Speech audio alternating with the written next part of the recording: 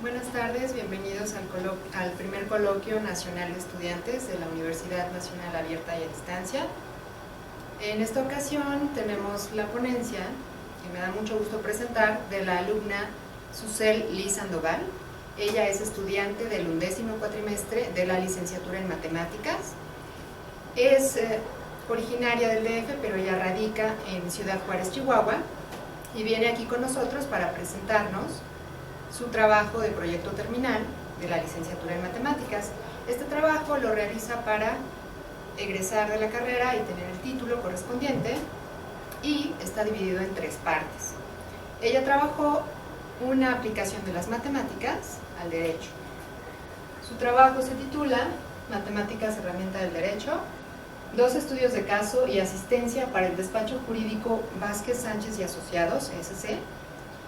Y lo que hizo básicamente Susel en este trabajo fue darle asistencia al despacho en 3 partes. La primera fue analizar un agravio con el uso de la lógica matemática para ver si la hipótesis del agravio era verdadera. En la segunda parte hizo el estudio para la creación de un paquete estadístico para el estudio de un modelo estocástico con los datos de los abogados del despacho. Y en la última parte hizo un curso especializado y personalizado de matemáticas para abogados, con problemas específicos del derecho. Entonces, les dejo a Susel para que les exponga su trabajo y gracias. Bueno, como les explicó, mi ponencia se titula Matemáticas, herramienta del derecho, y es un trabajo, esta exposición es un trabajo que va a ser sencillo, dinámico, porque el trabajo, el proyecto en sí es muy técnico, muy arduo, y es algo que no se puede explicar en 20 minutos. Es un trabajo que fue desarrollado durante 2 cuatrimestres con la matemática Janina Ovalle, y todo lo que aprendí en la UNADAM lo apliqué en este proyecto. Muy bien, entonces no les voy a contar exactamente cómo es el proyecto, sino que les voy a contar mi aventura. Cuando tuve que hacer mi proyecto terminal, no encontré matemáticos con quien hacerlo. Ciudad Juárez es una ciudad muy bonita, llena de habitantes muy lindos, y sí hay una escuela de matemáticas, pero yo necesitaba que se adaptara a mis necesidades.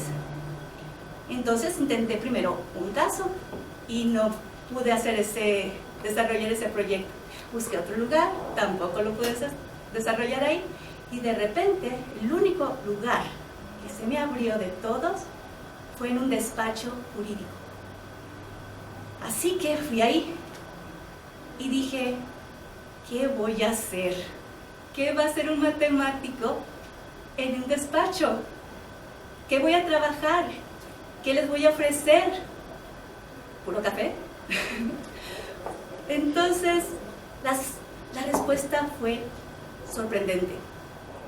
Fue interesante lo que me encontré. El primer caso, el primer problema que me encontré es la falta de traducción de lenguaje lógico-matemático a lenguaje lógico, jurídico. Es algo que, por lo que aprendí en mis clases, se podía hacer. El siguiente problema que vi se llama paquete estadístico para un despacho fiscal, porque me di cuenta que no tenían paquetes estadísticos. Y el tercero, me di cuenta, y fue el primero que me dijeron, es que los abogados necesitan ayuda en la aritmética. Así que emprendí esta aventura. Primero me di a la tarea de traducir un documento legal a idioma lógico matemático. La metodología fue la siguiente. Yo buscaba en mi protocolo hacerlo con 4 demandas. pero me topé con varios problemas ahí y no encontraba forma de tener acceso a esas 4 demandas, porque los abogados tienen que tener cuidado qué documentos prestan. No pueden divulgar todos los documentos a un tercero. Así que estuvimos trabajando y trabajando hasta que un abogado me dijo, ¿sabes qué? Tengo un artículo, te voy a prestar un agravio. Pero un agravio no es una demanda, ni siquiera una demanda. Dice, no, es un pequeño muestra de una demanda. Toda demanda debe tener un agravio. Así que utilicé el agravio del licenciado Arellano, regla 2.12.3, y ahí fue el material que voy a traducir, pero era muy largo. Así que busqué libros en cuales asesorarme, pero no encontré algún libro que hablara de cómo traducir un documento jurídico a uno lógico matemático, o viceversa. Pero conocí a este libro que me encanta, Gödel, Eckert y Bach, de Hofstadter, y lo utilicé para traducir el documento. No habla exactamente de la traducción del jurídico a lógico, pero te da una idea de qué elementos utilizar. Sí. También me apoyé en lo que aprendí en mis clases de lógica matemática. El profesor Rafael Pacheco Espinosa nos dijo que pudiéramos apoyarnos en matemáticas discreta y lógica, y también lo hice, y utilicé también mis notas de la clase para verificar que el agravio fuera verdad. Así que vamos por partes. La primera parte era la deducibilidad, y lo que nos dice la deducibilidad es que debe de haber una premisa y una conclusión. Así que tomé el agravio y junto con el abogado tuve que aprender exactamente cuál era la premisa de su hipótesis y cuál era su conclusión. Después tuve que buscar qué eran los axiomas, qué eran los elementos que eran los más básicos de todos. Y lo encontré. Después de mucho buscar, encontré cuál era el axioma de las leyes, nuestra Constitución. Así que tuve que buscar los artículos en los cuales el abogado se estaba basando como axiomas. Y esos fueron el artículo 1 de la Constitución y el artículo 14. Siguiente, para que una traducción se pueda hacer según el libro de Hofstadter, es que se tiene que hacer el doble isomorfismo. Tiene uno que tomar un elemento, en este caso el jurídico, romperlo en sus partes, armarlo como lógico, y aparte, ya que está armado como lógico, volverlo a romper y armarlo como jurídico. Así que tuve que dividirlo en literales. De esa forma pude hacer la traducción. Aquí se ve cómo está el lenguaje jurídico sintetizado, porque los abogados escriben mucho. Sintetizado en la premisa, la conclusión, lo rompí en sus partes, lo armé como el lenguaje lógico matemático, y también se puede hacer lo mismo, viceversa. Con los elementos de las literales puedes volverlo a armar el lenguaje jurídico. La siguiente parte del estudio consistía en ver si era verdad. A lo mejor su agravio no tenía ninguna base. Así que, de acuerdo a mi clase de lógica matemática, teníamos que buscar estos elementos: la validez, la inferencia, la consistencia y la completitud. De acuerdo a la validez, tenemos que tomar nuestra fórmula y ver si está bien armada.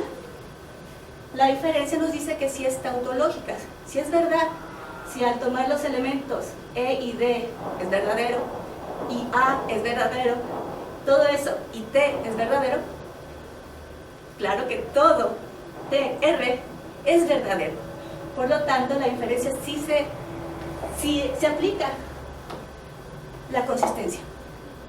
No encontré ninguna contradicción, no encontré ninguna ley que se contradijera con otra. no puso un acta que se contradijera con otra acta, no. Entonces, por lo tanto, sí se cumple la consistencia. Y por último, la completud. De acuerdo a Gödel, todas las premisas, todos los axiomas, todas las premisas tienen que venir de los axiomas. Y así es.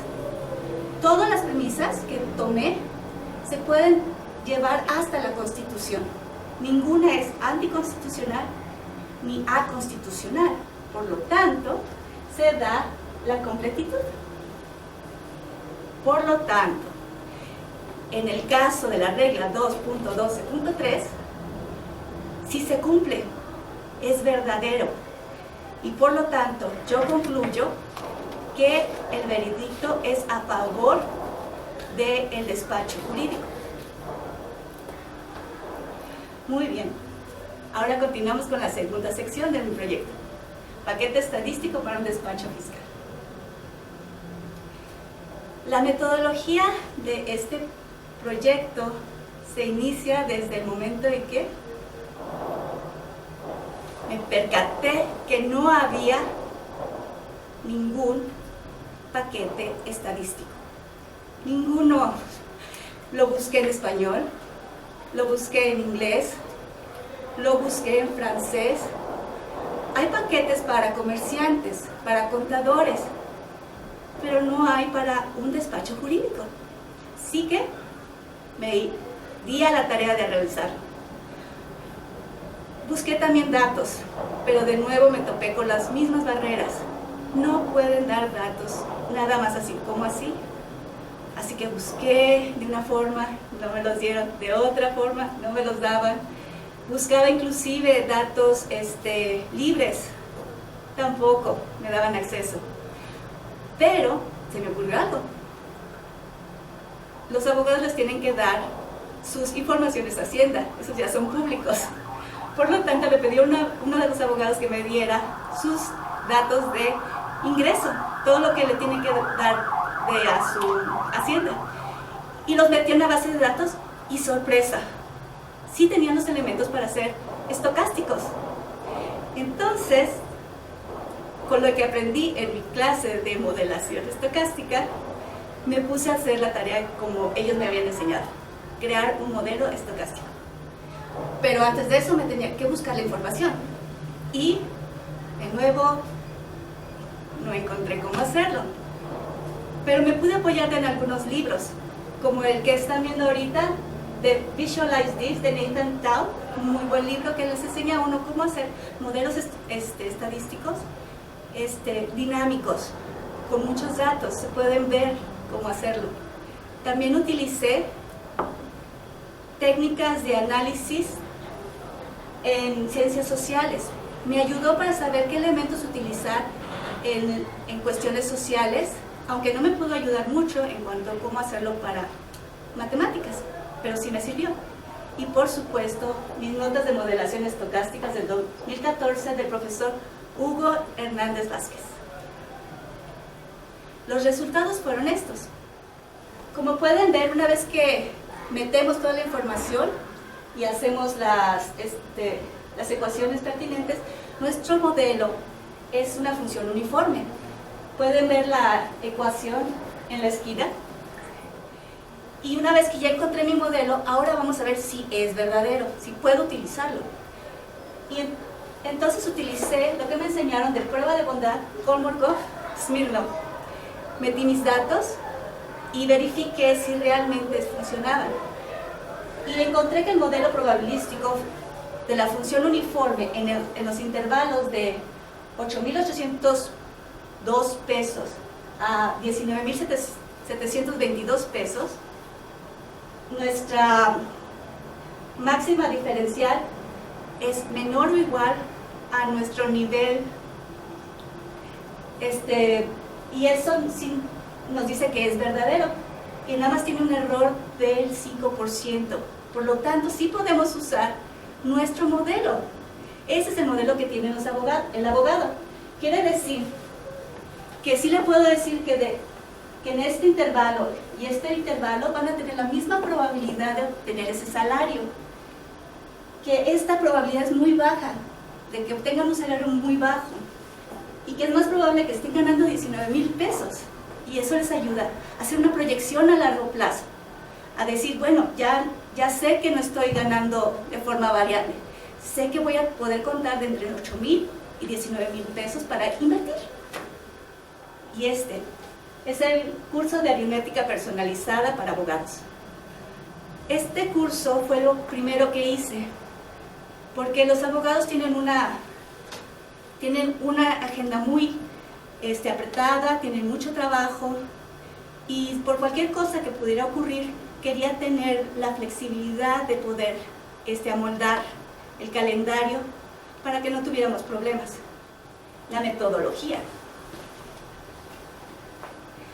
¿Qué es lo primero que le dicen a uno cuando le dice, bueno, ¿por qué quieres ser abogado? Porque no me gustan las matemáticas. Eso fue el primer tropiezo que encontré. Muchos abogados ingresan a la carrera porque no quieren estudiar matemáticas.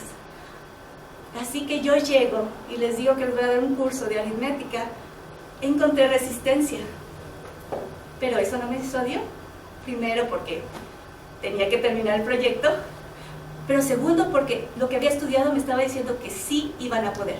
Así que mi hipótesis es esta, que los abogados, aunque dicen que no realizan trabajos aritméticos, sí tienen la aptitud para hacerlo.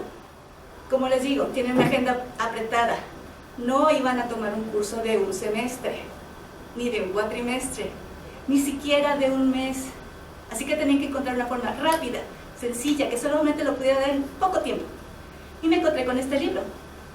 Las primeras 20 horas es muy bueno para acotar el trabajo, romperlo en habilidades, y en 20 horas ellos tienen esa habilidad. El segundo libro que utilicé fue Life Strategies del Dr. Phil McGraw. Como les digo, van a encontrar muchos obstáculos para animar a un abogado a que quiera tomar aritmética o cualquier otra clase de matemáticas.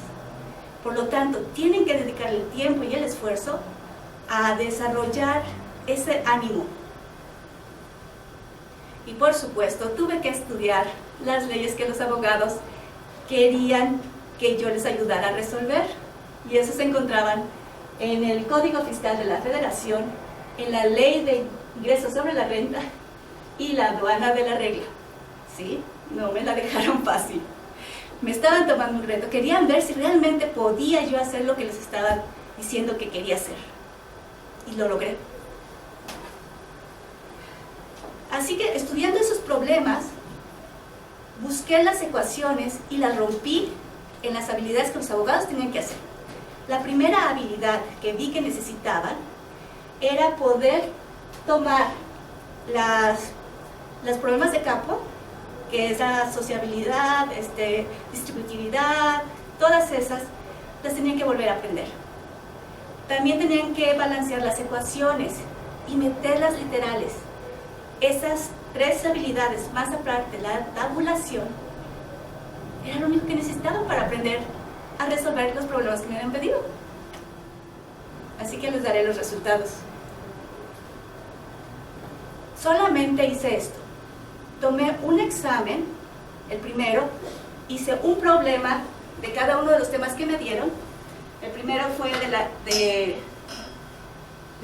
20 bis, el siguiente es del 152 del Código Fiscal de la Federación, el siguiente fue el 75 del ICR, y el último es el 99 de la Ley Aduanera. Y ese mismo examen lo voy a aplicar al final. Así que no solamente hice un curso, también hice un estudio. Y estos fueron los datos. Como pueden ver, en la primera parte, en el 20 bis, los abogados tenían una calificación muy baja. En 3 temas, 0. Muchas veces los abogados tienen que apoyarse en contadores, porque realmente no quieren aprender matemáticas. Pero vean el siguiente examen, después de aplicarlo, subieron sus calificaciones de 23.33 de 25 en el 20 bis, En el 17A de 25 a 25, en el artículo 152 también fue del 100%, y el artículo 99, ahí sí bajan un poquito, de 16.66 sobre 25. Eso nos da casi de un cambio de 10 a casi 90. La conclusión que llegué es que los abogados sí tienen la aptitud para hacer problemas aritméticos. Por lo tanto, haber estado en este proyecto fue una novedad, fue algo maravilloso. Me gustó mucho. Me abrió las oportunidades a un mundo que no conocía. No sabía que las matemáticas se pudieran aplicar en el derecho, que no necesitaran tanto. Pero todavía falta. Hay cosas que se tienen que cambiar y adaptar. Por ejemplo, podemos mejorar el sistema legal, porque al poder desarrollar la lógica matemática en él, lo podemos hacer más eficiente, más congruente, y también les podemos ayudar a bajar la carga de trabajo. En la estadística, los abogados se pueden apoyar para poder hacer proyecciones, para poder pedir un crédito, porque ahora sí van a poder decir, yo gano tanto, puedo invertir tanto. Y por último, en el curso, ¿qué abogado no quiere ser un abogado de alto nivel? Un abogado que no nada más sepa derecho, sino que tenga las habilidades para hacer problemas matemáticos. Y hay algo que también creo que es necesario. Creo que debemos de cambiar ciertos sistemas que han estado durante muchos años usando nada más personal legal. Deberíamos empezar a introducir personal, peritos, que estén capacitados en matemáticas, actuaría o inclusive hasta física, porque las ciencias matemáticas están aquí para ayudarnos.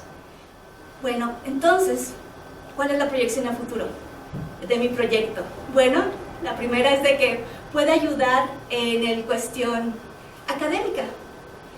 Este trabajo espero que esté al alcance de todos los que quieran apoyarse en ella, en las que quieran aumentar más el conocimiento.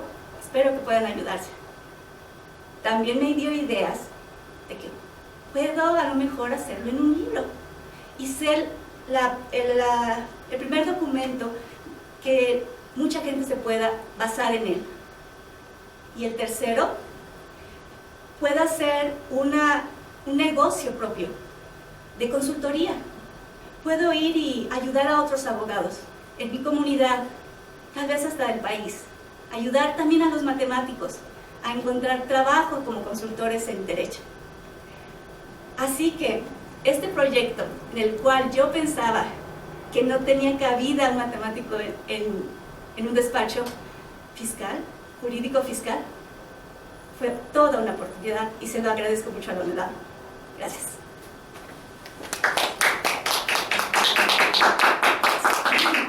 Bien, pues ¿hay alguna pregunta o algún comentario que le quieran hacer a la ponente? Sí, bueno, un comentario. Cuando al principio tú comentaste que habías analizado si las leyes tenían alguna inconsistencia o eran contradictorias, dijiste que no encontraste ninguno. Sí.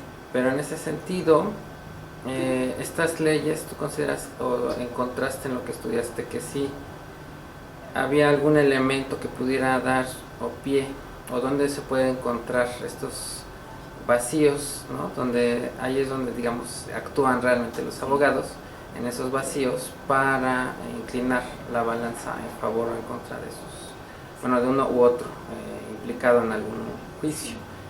¿También esa parte la detectaste o cómo fue? Como es un agravio, es muy corto. El agravio solamente dice en dónde han lastimado los derechos del importador, en este caso, dónde se lastimó esos derechos. Entonces nada más tenía acceso a esa visión. En el derecho fiscal nada más hay demandas, no hay contrademandas, así que no puedo ver qué otra parte dice la autoridad que hace. No veo la interacción entre la autoridad y el abogado, pero en el caso del agravio, si uno quiere ver la validez, si lo único que tiene que hacer es revisar las leyes de la hipótesis y ver si esa hipótesis no se contradice entre sí, si son verdaderas, y si no se contradice especialmente con la Constitución. Y así fue, no se contradecían. No voy a tomar ninguna otra de las leyes que existen, pero que no está usada en la hipótesis del agravio. Ok, gracias. Bueno, Sí. yo lo que veo es algo muy interesante en el sentido de codificar el código de la lógica, el código de las ciencias penales o del derecho. En este caso, yo creo que aquí podrían cometerse algunos agravios y se corre el riesgo de que si el código me dice que algo es verdadero, le falta el tamiz de la interpretación o de los escollos legales que hay. Entonces, por ahí me parece que pueden existir algunas situaciones. Como ejercicio me parece muy dinámico y muy sutil, pero a la hora de considerar, podríamos llegar a lo que pasa en una hipótesis estadística, es decir, qué tanto estoy aceptando algo que puede ser falso o algo que es falso como verdadero. Y me parece que ahí es donde interviene la visión humana y la ciencia del derecho, que se perdería en la codificación, porque la matemática es muy rigurosa en el sentido de que 2 más 2 es igual a 4, pero si no establezco que estoy en base 2, si establezco que estoy en base 2, pues eso ya tiene otro significado. Entonces, desde ese punto de vista, hay algunos elementos que tendrían que analizarse con mucha cautela para que no todo lo que es verdadero sea considerado como tal y tampoco todo lo que sea falso se llegue a esa idea. Y me gusta que dijera eso, porque eso es también lo que yo analicé. De si tenemos ya que se cumple la inferencia, la validez, la completud, todo eso, podemos ya hacer un modelo matemático. Y si podemos hacer un modelo matemático, todo modelo puede ser codificado. Perdón, se convierte en una teoría y toda teoría se convierte en código. Y puede pasar eso, de que una vez empecemos a tener nuestro app, digamos, pues aquí está, debería ser congruente. Pero una cosa que me gustó del libro de Gödel-Ekerbach es que dice, una cosa es la traducción, que es así, puede escribirse en código, y otra cosa es la interpretación. Entonces, eso es el mismo análisis, la misma conclusión a la que yo llegué, que se tiene que llegar a ser bipartida. No podemos dejar simplemente la parte técnica que guíe todo el sistema legal. Vamos a necesitar siempre los intérpretes de la ley, jueces o abogados. Y al mismo tiempo, les debe de ayudar a los intérpretes de la ley a ser más técnicos. Así que tienen que ser de las dos partes, como cualquier otro sistema. Muy bien, gracias. Sí. ¿Cuál fue entonces la ventaja de hacer la traducción del agravio? Así, a grosso modo, ¿en qué puntos ayudaste a los abogados? ¿Los ayudaste? Ah, sí. ¿En qué parte los ayudé? Bueno, cuando hice la traducción, el abogado que hizo este agravio aún no ha recibido respuesta del sistema legal. Cuando él encontró esta discrepancia, lo mandó a publicar y muchas personas se empezaron a apoyar en él. Así que antes de que él recibiera respuesta, cambiaron la ley. Y él se quedó sin veredicto. Y también las personas a los que él servía se quedaron sin mercancía. Así que... ¿Nos explicas el problema? Sí. Bueno, acabo que esta parte sí es pública ya, pero el problema consiste en de que la autoridad tiene cierto límite para hacer que todo el proceso se cumpla, incluyendo si cometiste o no alguna discrepancia, llamémosla así, y tienen que dar el veredicto en 6 meses. Si no, si se tardan más, ya, te tienen que devolver todo lo que tomaron. Pero eso es, como vimos, no es anticonstitucional porque va en contra del artículo 1 y del artículo 14.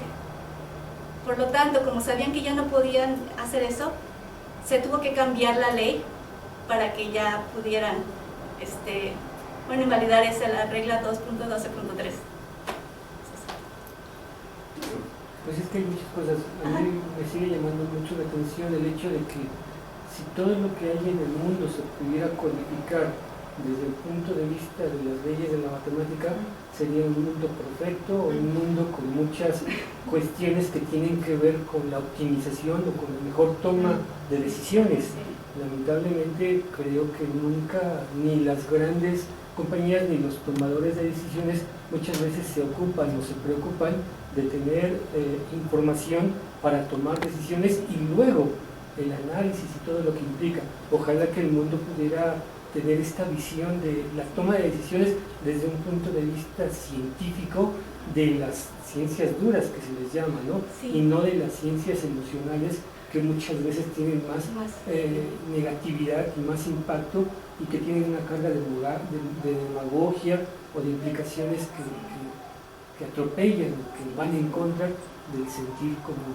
Sí, exacto. Lo que quiero es que tengan esa herramienta para tener un poco más, una ayuda en la visión objetiva.